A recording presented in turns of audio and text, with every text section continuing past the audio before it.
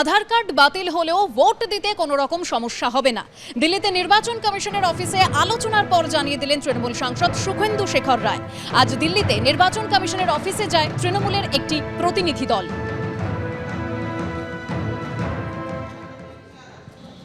কোনো আধার কার্ডকে যদি একেবারে বাদ দিতে হয় বা সাময়িকভাবে অকেজো করতে হয়, তাহলে সেক্ষেত্রে ফিল্ড এনকোয়ারি করতে হবে এবং যাদের এরকম কার্ড বাতিল করা হবে বা অকেজো করে দেওয়া হবে তাদেরকে একটা হিয়ারিং দিতে হবে।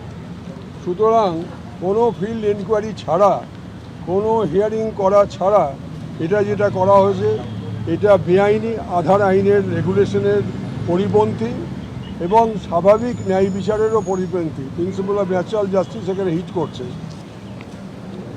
তৃতীয়ত, তখন আমাদেরকে নির্বাচন কমিশন আশ্বস্ত করেছেন যে ভোটার কার্ড থাকলে সে ভোট দিতে পারবে এবং ভোটার কার্ড ছাড়া আরও 11টি ডকুমেন্ট তারা বলেছেন, আধারকে নিয়ে 12টি ডকুমেন্ট।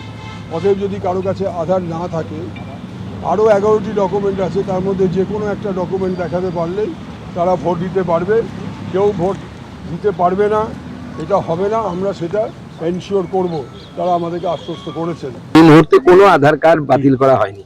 যদি কারো আধার কার্ড বাতিল থাকে সে আমাদের সাথে যোগাযোগ করুক, আমরা গ্যারান্টি দিচ্ছি তার আধার কার্ড করে, সবার আধার কার্ড ঠিক আছে। তৃণমূল কংগ্রেস চাইছে বাংলা সহায়তা কেন্দ্র অর্থাৎ বিএসকে, সেই বিএসকে এর মাধ্যমে আধারের ব্যবস্থা করা, সেটা আমরা করতে দেব না, কারণ তাহলে সব রোহিঙ্গাদেরকে ধরে ধরে এখানে ঢোকাবে, সবার আধার কার্ড করে দেবে।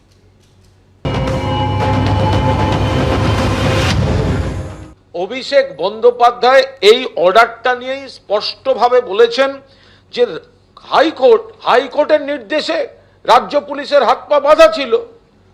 আজকে এইটা অভিষেক বন্দ্যোপাধ্যায় স্পষ্ট ভাষায় এই অপ্রিয় সত্যিটা সামনে এনেছেন বলে আজ হাইকোর্টে এই বিষয়টা উত্থাপিত হলো এবং আমরা হাইকোর্টকে ধন্যবাদ জানাচ্ছি যে রাজ্য পুলিশের উপর আপনারা আবার আস্থা রেখেছেন। এবার রাজ্য পুলিশকে বলছেন ধরো। তাহলে it goes without saying that the West Bengal State Police shall also be restrained from proceeding with the investigation in the cases which have been registered by them. অর্থাৎ রাজ্য পুলিশ যেগুলো নথিভুক্ত করেছে তাতে স্টে ছিল। অভিষেক বলার পর আজকে বলা হচ্ছে না রাজ্য পুলিশ ধরতে পারে। আমরা এটা ধন্যবাদ দিচ্ছি যে এটা রাজ্য পুলিশই পারে কাজটা করতে। রাজ্য পুলিশ অতীতেও এ ধরনের কাজ করেছে, অভিযুক্ত দোষী ধরে এনেছে, রাজ্য পুলিশই ধরবে। কিন্তু এই যে এত বড় জিনিসটা, এটাকে চেপে রাখা হচ্ছিল যে আদালতের স্থগিতাদেশের কারণে হাত পা বেঁধে দিয়েছিল পুলিশের, সেই জন্যই পুলিশ এগোতে পারেনি।